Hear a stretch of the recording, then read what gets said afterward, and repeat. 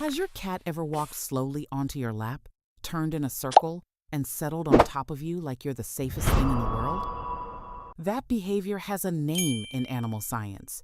And when you understand what it actually means, you'll stop calling it affection because it's so much bigger than that. Today we're going to look at how your cat really sees you. Not what we assume, not what the memes say, what feline behavioral science actually shows. And by the end of this video, you're going to look at your cat a little differently.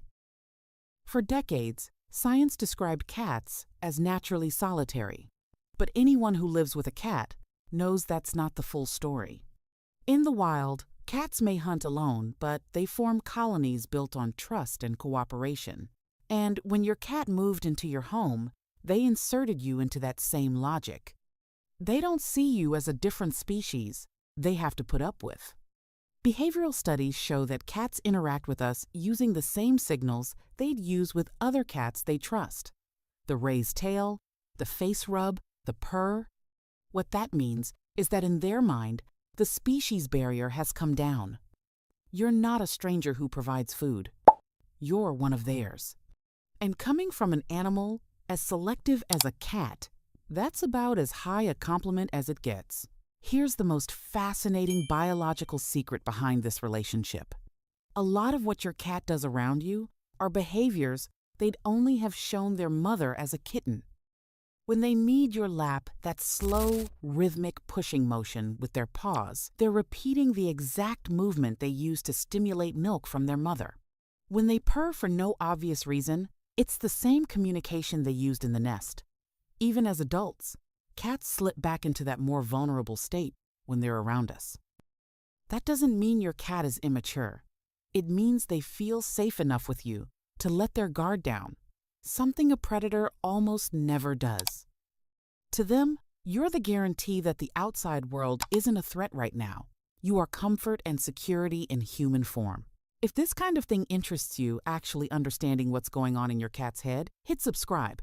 This is exactly the type of content we put out here. Let's keep going. You know when you get up to go to the kitchen or the bathroom and your cat just appears behind you like a quiet little shadow? We usually assume it's neediness or hunger. But there's a more interesting explanation. In their logic, you're the one who best understands the resources and risks of the home. If you're moving, there must be a reason. They follow you because they trust your judgment. If you're calm, the environment is safe. If you head to a different room, they want to be there to maintain the group's cohesion. You're their compass. In a world that, for an animal the size of a cat, can be genuinely intimidating, you're the signal that says everything's okay. Cats don't say, "I love you," in words, but they use a language of gestures that we almost always miss or misread. The slow blink, that soft, unhurried look they give you from across the room is a signal of total vulnerability. They're saying, "I trust you enough to close my eyes in your presence."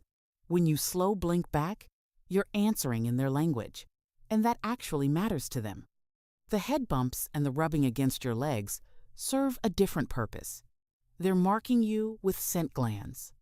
In the world of smell, they're signaling that you're part of their group. To them, your scent and theirs should be one. It's not ownership in the way we think of it. It's belonging. Now that you know how they see you, you can respond in that same language. No major change is needed, just a few habits that confirm you understood the message. First, slow blink back. When your cat slow blinks at you, do it back. It's an exchange that relaxes both of you. Research shows that interacting with cats lowers stress markers, and this kind of calm, intentional eye contact is part of that. Second, let them come to you. Instead of always picking them up, wait for them to approach.